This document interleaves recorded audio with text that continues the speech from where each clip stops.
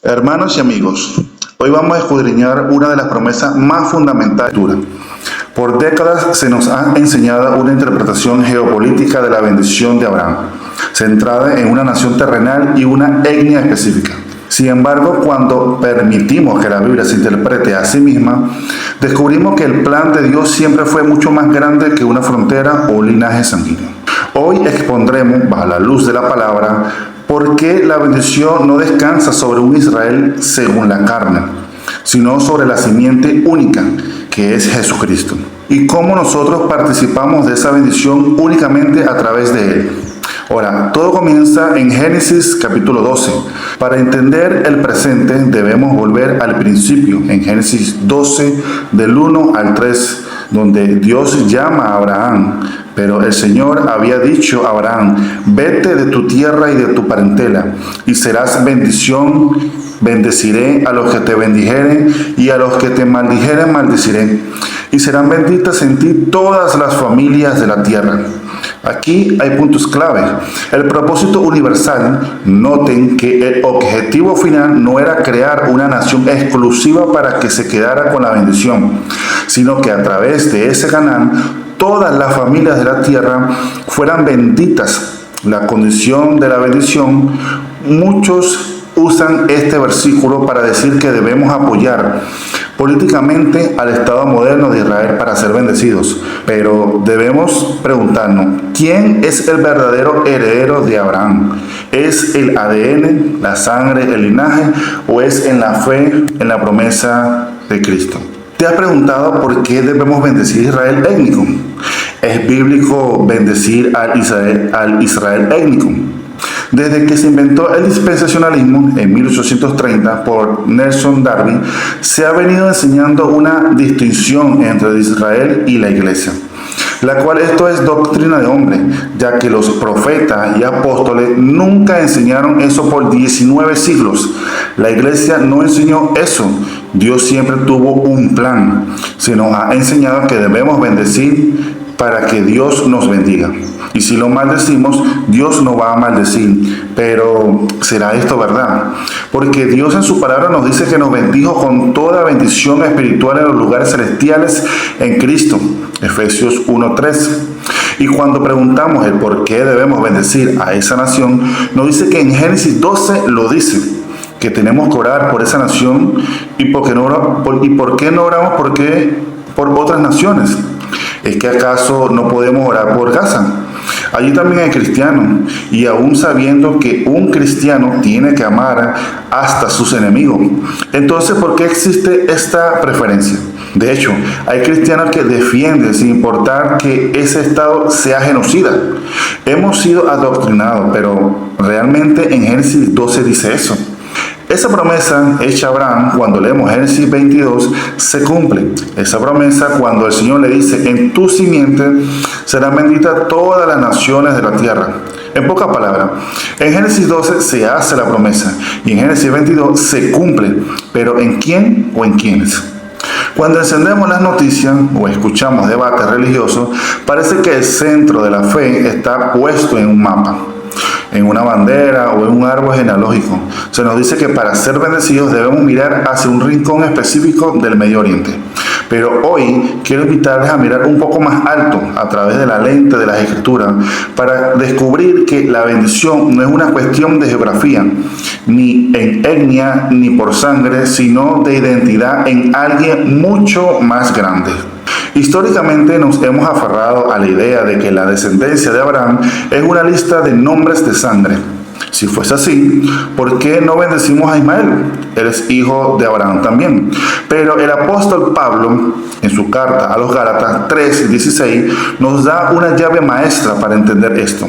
Él dice: ahora bien, a Abraham fueron hechas las promesas, y a su simiente, no dice a las simientes como si hablase de muchos, sino como de uno, y a tu simiente, la cual es Cristo. Sí, mi hermano, es Cristo. Aquí hay una verdad que cambia las reglas del juego. La promesa nunca fue en plural. No se trataba de una raza entera como fin último. El destino final de esa promesa siempre fue una persona, Jesús. Sí, mi hermano, Jesús, nuestro Señor Jesucristo. Por lo tanto, si la promesa se cumple en Él, la bendición no se hereda por el apellido que llevas, sino por la unión que tienes con Él. Se debe entender que el Israel bíblico ya no es el Israel moderno. El Israel que habla la Biblia tenía tribus. Hoy en día no queda nada de eso. Ya nadie sabe de qué tribus son. Esto puede sonar radical, pero es la esencia misma del mensaje bíblico. En Romanos 9, 6 al 8 se nos aclara una honestidad cruda. No todos los que descienden de Israel son israelitas, ni por ser descendientes de Abraham son todos hijos. No los que son hijos según la carne son los hijos de Dios, sino los que son hijos según la promesa son contados como descendientes. Ahora, ¿qué significa esto para nosotros hoy? Significa que Dios no tiene dos pueblos, ni dos planes de salvación distintos. No hay un plan A para los judíos y un plan B para el resto de nosotros. Hay un solo camino. El único pueblo que tiene Dios es la iglesia. Y no es que Dios haya rechazado a Israel, sino que un remanente de ellos se salvará igual que los gentiles. La verdadera identidad no es algo que se marca en la piel, sino algo que se describe en el corazón, como dice Romanos 2, 28 al 29. Pues no es judío el que lo es exteriormente, sino que es judío el que lo es en lo interior. Y la circuncisión es la del corazón en espíritu. Podemos ver que la ley fue un ayo que nos encaminó, nos guió a Cristo, ya que nadie puede salvar por medio de la ley de Moisés, que eso era solamente sombra de algo mejor que habría de venir. Como dicen las Escrituras, maldito aquel que persevera en la ley. Gálatas 3:10. Me parece liberador y tremendo entender que nadie tiene una ventaja biológica sobre el amor de Dios. No necesito peregrinar a una tierra lejana para estar cerca de lo sagrado. La Biblia nos dice en Gálatas 3:29, y si vosotros sois de Cristo, ciertamente linaje de Abraham sois y herederos según la promesa. Si estás en Cristo, tú eres el heredero. Tú eres parte de ese Israel de Dios que menciona Gálatas 6:16. No somos ciudadanos de segunda clase, esperando las migajas de una bendición ajena. Somos el pueblo que Él compró, donde no hay fronteras, ni muros, ni distinciones étnicas. Así que cuando escuchen que la bendición depende de apoyar a un estado político o a un linaje de carne, recuerde que la verdadera bendición es Cristo. Él es el verdadero Israel, el verdadero templo y la verdadera tierra prometida. En todo el Antiguo Testamento habla de Cristo. Él es el cumplimiento de todas esas promesas. Y si Cristo lo es todo, Él es el templo, Él es el Cordero que quita el pecado del mundo, Él es el sacerdote según el orden de Melquisedec, Él es el sello de un nuevo y mejor pacto hecho en su sangre. Entonces, ¿para qué los dispensacionalistas quieren un tercer templo? Imagínate esto, si teniendo a Cristo, el Hijo de Dios, el Cordero sin mancha, sin pecado, ¿para qué vas a sacrificar animales? ¿No sería una blasfemia y pisar la sangre de Cristo, volver a un antiguo pacto, sabiendo que Cristo, el sacrificio en la cruz, quitó la enemistad, derribó la pared de entre dos pueblos y que de dos pueblos hizo uno? Efesios 2:14. Nuestra paz no depende de quién gane una guerra en la tierra, sino de aquel que ya venció al mundo en la cruz. Vivamos con la dignidad de saber que nuestra herencia es eterna, espiritual y sobre todo inclusiva para todo aquel que decida creer. Hemos hablado de que como la bendición de Abraham no era un asunto de geografía ni de genética, sino que apuntaba a una sola simiente, Cristo. Pero para entender esto a fondo tenemos que mirar lo que el apóstol Pablo nos explica en Gálatas capítulo 4. Es una distinción que, si la comprendemos, nos libera de la carga de buscar validación en lo terrenal. Pablo nos cuenta una historia de dos mujeres y dos hijos que representan dos pactos distintos. Por un lado está Agar, la esclava, cuyo hijo nació según la carne. Por otro, Sara, la libre, cuyo hijo nació según la promesa. En el versículo 24 nos dice claramente, lo cual es una alegoría, pues estas mujeres son los dos pactos. El uno proviene del monte Sinaí, el cual da hijos para esclavitud. Este es Agar. Aquí es donde el discurso se vuelve desafiante. Pablo identifica a Agar como el monte Sinaí y dice, corresponde a la Jerusalén actual, pues ésta, junto con sus hijos, está en esclavitud. Gálatas 4:25. Cuando hoy nos dicen que debemos bendecir a Israel étnico, el terrenal, refiriéndose a una nación política, a un linaje de carne, nos están invitando a mirar hacia la Jerusalén actual, la que Pablo describe como la esclava. Es una ciudad que todavía depende de la ley, de los méritos humanos y de una herencia que no puede salvar. Esto es una paradoja, un disparate que tantos buscan su identidad, empinados en un muro de las lamentaciones, mirando piedras que representan un pacto que ya fue superado. ¿Por qué deseas la herencia de la esclava cuando se nos ha ofrecido la de la libre? La Escritura nos da la respuesta en el versículo 26. Mas la Jerusalén de arriba, la cual es madre de todos nosotros, es libre.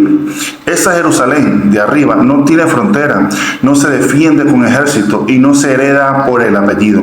Es la ciudad sagrada que del cielo baja, el lugar donde habitan los que han sido unidos a Cristo por la fe. A veces, por un malentendido, mejor dicho, por ignorancia, fervor evangélico, nos sentimos ciudadanos de segunda clase frente a un linaje étnico, pero Pablo es tajante en el versículo 31, de manera, hermanos, que no somos hijos de la esclava, sino de la libre. No necesitamos emparentarnos con nadie genéticamente ni buscar aprobación en una tierra lejana. En Cristo, de los dos pueblos se hizo uno solo. Ya no hay judío ni griego, porque el verdadero sello no está en la carne, sino en el Espíritu. Mi invitación hoy es que nos queramos un poco más en nuestra identidad espiritual. No somos herederos de la ley que esclaviza, sino de la gracia que libera. No somos hijos de la Jerusalén terrenal que está en juicio, sino de la Jerusalén celestial que es nuestra verdadera madre. Al final del día, la verdadera bendición es entender que al estar en Cristo, tú eres parte del Israel de Dios. Tu herencia no es una parcela de tierra en el Medio Oriente, sino la plenitud de aquel que lo llenó todo. Vivamos pues no como esclavos de un linaje, sino como hijos libres de la promesa. A veces nos quedamos atrapados en la idea de que bendecir a Israel es un acto político o de apoyo a un linaje de sangre, basándonos en una lectura rápida de Génesis 12. Pero si profundizamos, la misma Biblia nos corrige el rumbo. La simiente es el punto clave. En Génesis 22, Dios le aclara a Abraham que la bendición para todas las naciones vendrían de su simiente, en singular. Como explica Pablo, esa simiente no es un pueblo entero, sino una sola persona, Cristo. Por lo tanto, la verdadera bendición no se encuentra en una etnia, sino en reconocer y honrar a Jesús. Las dos ciudades, en Gálatas 4, se nos hace una distinción muy fuerte. Existe una Jerusalén actual, la étnica y terrenal, que Pablo describe como la esclava, porque está atada a lo material y a la ley. Pero luego nos habla de la Jerusalén de arriba, la celestial, que es libre y es nuestra verdadera madre. Nuestra identidad, nuestro pasaporte, bendecir a Israel de Dios, no es mirar hacia un mapa en el Medio Oriente, sino mirar hacia lo eterno, lo verdadero. La herencia no es una parcela de tierra, sino la libertad espiritual que tenemos en Cristo. En conclusión, mi hermano, bendecir a Israel no es apoyar a un estado político o a una raza en específica. Es reconocer que nuestra ciudadanía y nuestra fuente de bendición están en la Jerusalén celestial. Somos parte de ese pueblo no por ADN, sino por nuestra unión con Cristo, quien es el verdadero Israel. Dejemos de ser observadores de una bendición ajena para ser los protagonistas de una promesa espiritual y eterna. Ahora, si ya sabemos que Dios, mediante su Hijo Jesucristo, es la simiente, nos bendice con salvación y vida eterna, ¿de qué manera nos va a bendecir Dios si bendecimos a Israel? será económicamente, porque también se nos ha enseñado que si maldecimos a Israel étnico, Dios nos va a maldecir, pero ¿qué realmente dice la Escritura? Veamos. Ciertamente Dios escogió un pueblo, que fue Israel bíblico, el cual salieron los profetas y apóstoles para que ellos fueran su pueblo, pero ellos, hablando de Israel bíblico, tenían y debían que guardar su pacto, sus leyes, mandamientos, etc. La Biblia dice que si ellos guardaban la ley, gozarían de las bendiciones de la misma, en Deuteronomio 28 y Levítico 26. Se nos enseñan las bendiciones por la obediencia y las consecuencias de la desobediencia. Ellos están dispersos en el mundo, viven en guerra y servirán a dioses ajenos. A menudo se nos dice, ¿viste lo que le pasó a Hugo Chávez, el presidente de Venezuela? Le cayó el cáncer por maldecir a Israel. No hay nada más estúpido que eso. Podemos ver a lo largo de las Escrituras que Israel fue un pueblo terco, idólatra, al punto que el mismo Dios los maldijo, ya que no cumplieron la ley que Él mismo estableció. Ellos, antes de entrar a la tierra prometida, hicieron juramento de cumplir la ley de Dios, y si no, serían malditos, y el pueblo dijo amén. Deuteronomio 27:26. La muestra más contundente es que ya no vivimos bajo la ley, sino bajo la gracia que es en Cristo Jesús. El estado moderno de Israel no es para nada ni de cerca al Israel que nos habla la Biblia. Un pueblo escogido por Dios y real sacerdocio, no es genocida ni blasfema de nuestro Señor Jesucristo. Al preferir al Talmud que aceptar que Jesús es Dios y Jesús es el Hijo de Dios, el único que salva. Un verdadero pueblo de Dios no mata niños y destruye ciudades. Ellos, por no reconocer a Jesús el Mesías, Dios les destruyó el templo. Ya no tienen ni tendrán sacerdocio, ya no viven bajo la ley de Moisés, pero ellos, aún a la fecha, siguen esperando un Mesías y empeñados en vivir bajo el antiguo pacto, sabiendo que todo aquel que se quiera justificar bajo la ley es maldito. Gálatas 3:10. Solamente le queda el muro de los lamentos, y para colmo, Dios les puso una mezquita. La única forma que ellos salvarse es creyendo en Jesús, su Mesías, nuestro Salvador. No hay otro nombre dado a los hombres para salvación que Jesús, el Hijo de Dios. Entonces, son ellos mismos que quieren vivir bajo la maldición de la ley. Por su propia desobediencia ya están malditos, pero están endurecidos. Muchos también enseñan, ¿para qué le vamos a predicar de Jesús? Si de igual forma, en la gran tribulación, todo Israel será salvo. Esa es otra falacia de gran ignorancia que se ha enseñado, que luego hablaremos. Eso es algo que dicen sin saber las implicaciones, el cual es un total disparate que solamente un teólogo de medio pelo diría eso. Recordando que Dios no rechazó el pueblo de Israel étnico. Hay y existe un remanente. Y la prueba de ello es el apóstol Pablo, Juan, Pedro, Santiago, etc. Todos ellos, judíos, se salvaron, pero no por la ley, sino por la fe en Cristo Jesús.